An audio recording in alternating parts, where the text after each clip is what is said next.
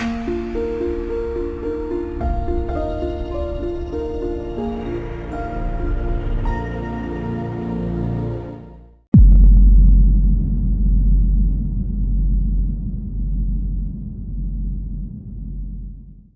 often been pointed out after Cannae, the Second Punic War in Italy began to change. First and foremost, the Romans avoided major battles against Hannibal, especially out in the open. Instead, the Romans decided to wear out Hannibal by a slow war of attrition, and that meant fortifying as many cities as they could. Both sides attempted to seize strategically important areas. We saw this in the last video when Hannibal seized Casilinum. Now, we left off with Hannibal taking up winter quarters in 215 BC at Capua.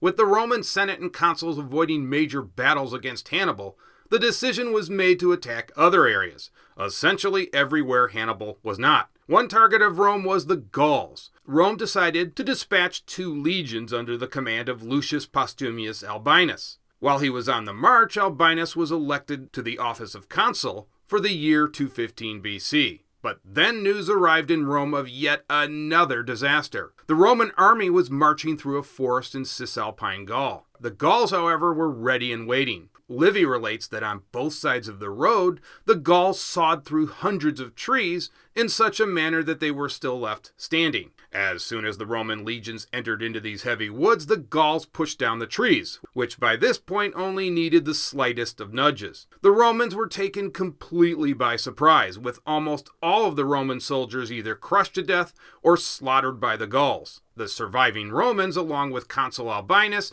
desperately headed for a nearby bridge, but the Gauls quickly surrounded the Romans and killed them almost to the man. Albinus himself was decapitated, and his skull was clad in gold and made into a sacrificial bull. This was yet another example of the early carelessness of Roman armies on the march. A simple advanced scouting party might have detected the ambush the Gauls had been setting up. But as always, Rome learned from her mistakes, and going forward, a greater priority was given to advanced scouting parties. The news of this latest defeat sent Rome into a panic. Shops were soon closed, but the Roman authorities intervened and quickly ordered the stores to reopen. Meanwhile, the other Roman consul, Tiberius Sempronius Gracchus, convened the Senate. Gracchus said, quote, "We who were not crushed by the overthrow at Cannae must not lose heart at smaller calamities. If we are successful, as I trust we shall be in our operations against Hannibal and the Carthaginians, we can safely leave the war with the Gauls out of account for the present. The gods and the Roman people will have it in their power to avenge that act of treachery.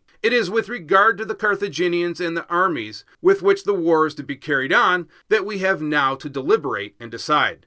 Well, that's quite the speech. But it was needed since the Romans needed to focus their entire war effort on Hannibal. Notice how Gracchus makes a direct threat of revenge at a later time against the Gauls. This must be a Roman speech. No mincing words here. And so the decision was made to concentrate first and foremost on Hannibal. That meant electing a new consul. As a reward for his actions at Nola, Marcellus was elected to replace Albinus as the new consul. But then a bad omen caused Marcellus to decline the consulship. The bad omen allegedly occurred because the other consul was plebeian, like Marcellus. The patricians reported that the gods were displeased that both consuls were plebeians. As a result of this incident, the great Fabius Maximus took Marcellus's place. Well, that's not such a bad backup plan. In any event, Marcellus was still assigned a command and was given the title of proconsul of Rome. And so Rome had 3 able commanders they could put in the field against Hannibal. After the annihilation of the Roman legions in Cisalpine Gaul, the Roman Senate decided to recall 2 legions based in Sicily. They were ordered back to Rome. The survivors of Cannae would be sent to Sicily as their replacements. This was seen as a form of punishment for their loss at Cannae.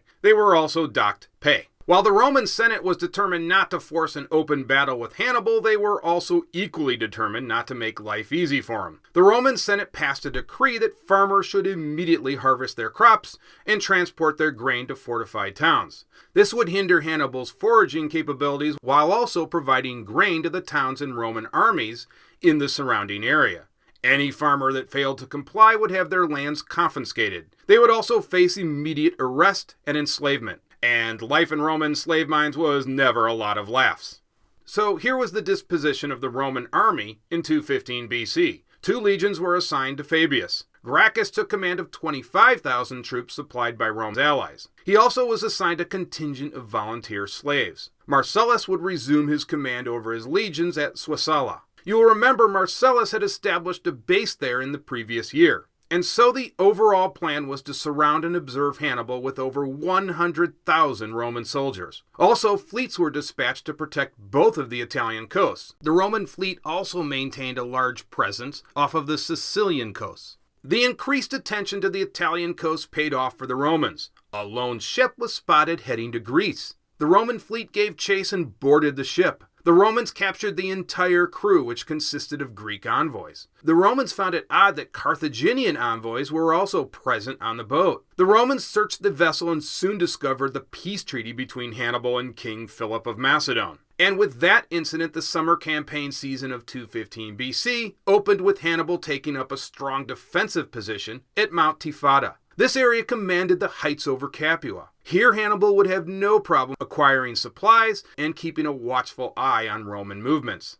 Although he hoped for an opportunity to force the Romans into another large-scale battle, the Roman armies were equally determined on maintaining strong defensive positions. The Romans were content not to risk any major engagement with Hannibal. Rather, they were content to harass Hannibal's supply lines and keep an eye on Hannibal's activities. Consul Gracchus and his army eventually crossed the Volturnus River. He quickly set up an entrenchment near Liternum, on the coastline. Here Gracchus put his volunteer slaves through constant exercises. His overall goal was to meld these volunteers into crack Roman troops. During this time, the nearby city of Cumae sent messengers to Gracchus, informing him that Capua was pressuring the city to revolt against Rome. The Capuans apparently decided to stage an elaborate ruse. The Capuans organized a nearby festival and also invited the citizens of Cumae. At the height of the festivities, the Capuans would launch an assault against the undefended city. Cumae and Gracchus, however, were suspicious of the Capuans' motives. Gracchus ordered Cumae to stockpile supplies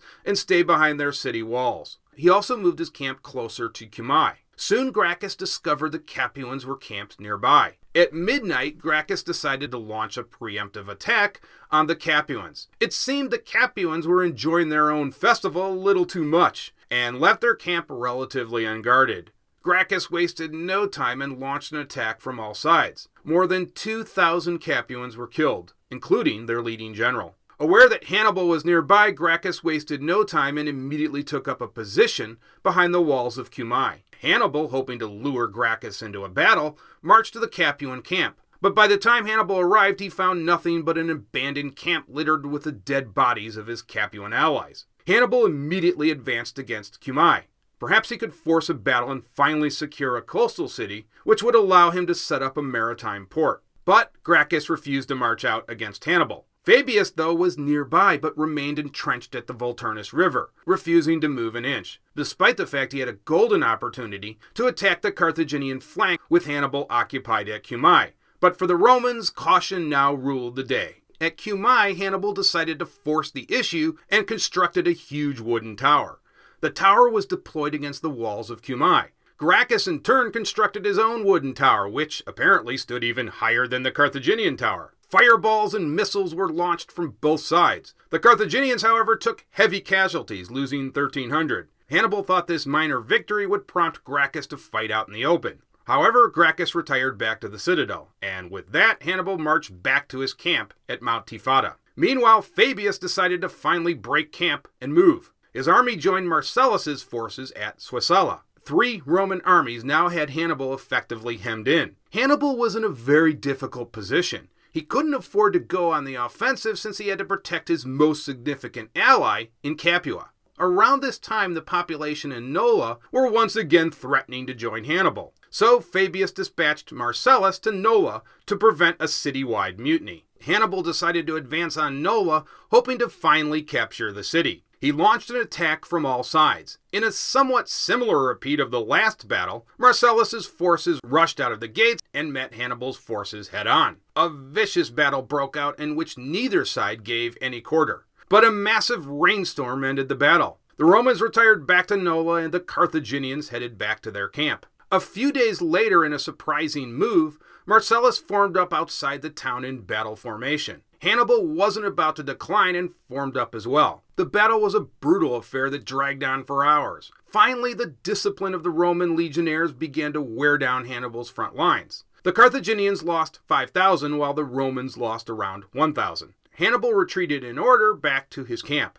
Marcellus headed back to Nola. Once again, Marcellus had prevented Hannibal from taking Nola. The next day, under an informal truce, both sides collected and buried their dead. Hannibal now decided to establish winter quarters in Apulia. Once Hannibal's army had left, Fabius decided to strengthen the Roman position in Campania. He took up winter quarters at Suessala, and food supplies were delivered from Nola and Neapolis. Fabius also laid waste to the farmland surrounding Capua. The Capuan irregular horse, however, constantly harassed the Romans. Fabius decided it would be wiser to head back to the main encampment above Suessala. Fabius also decided to bolster the garrison at Nola. The rest of the Roman legions were sent back to Rome, as it was evidently easier to keep them supplied in the capital for the winter. Meanwhile, Gracchus was given the task of following Hannibal to Apulia. No attempt was made to attack Hannibal while he was on the march. Once again, the Romans were content to observe Hannibal from a safe distance.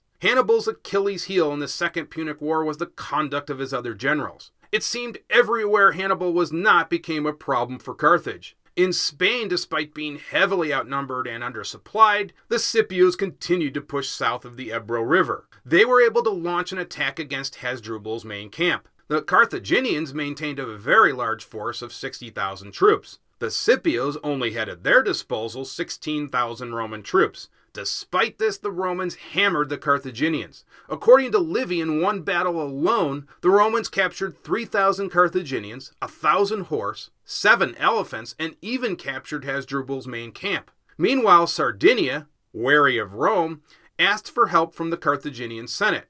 Carthage sent thousands of troops to the island, but once again the Romans hammered the Carthaginians. In 2 decisive engagements, the Romans killed or captured 5,000 Carthaginians, and so Rome was able to re-establish control over Sardinia. This was yet another waste of manpower by the Carthaginian Senate, who seemed utterly determined to waste all of Hannibal's efforts in Italy. Hannibal, for all intents and purposes, was alone, left to fend for himself without adequate reinforcements. Even worse, Macedon was effectively blocked from making a landing by the Roman navy. And the Romans were now in a heightened state of awareness since the discovery of the alliance between Philip and Hannibal. Even the Roman forces in Sicily were successful in keeping Syracuse in check. This would force Hannibal to adopt a policy that gravitated more towards defense. And so the campaign season in 215 BC had been a remarkable one for Rome. They had rebounded from the terrible losses the year before, and slowly but surely they were learning how to fight a new kind of war